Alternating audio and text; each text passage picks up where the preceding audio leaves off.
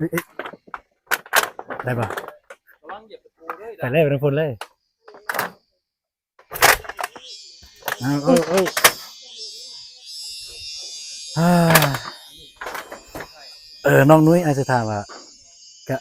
ตอนเกิดเหตุเนี่ยพวกน้องอยู่ไสพวกน้องน้องบ่อยู่เฮือนน้องอยู่เฮือนแม่เนาะนตอนเกิดเหตุข้อยก็กำลังนึ่งข้าว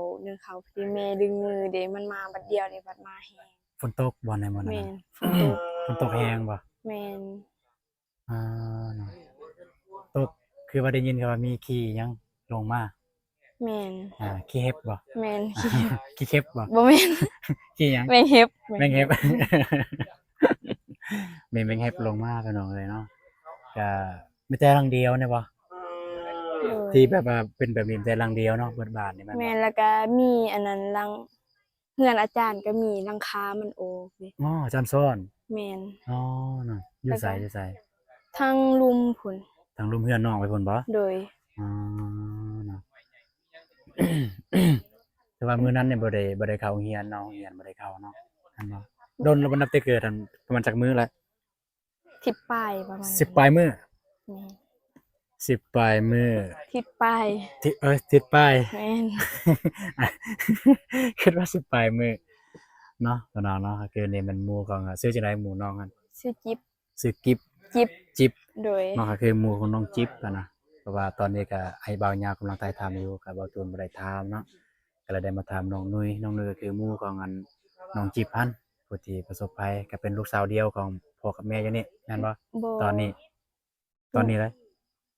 เพิ่นมีอันนั้นเพิ่นมีเอื้อยอยู่ผู้หนึงยังก็ยังมีอยู่ว่ายังอยู่นี่วะแม่บ่แต่เอื้อยแล้วเอาผัวแล้วแม่ก็ลูกสาวเดียวนั่นแหละเอิ้นหั่นลูกสาวเดียวแล้วว่าเอาผัวแล้ว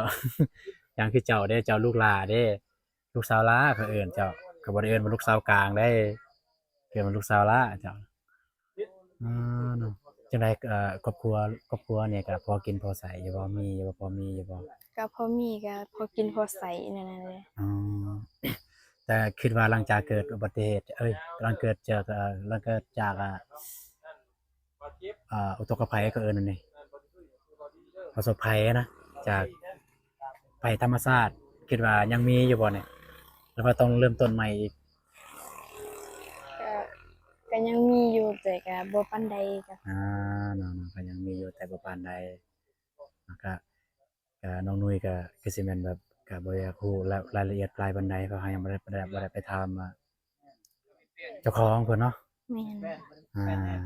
อ่าเนาะพี่น้องเนาะคืออยู่บ้านตอกสมิงเมืองละมามฝากหน่อยเด้อ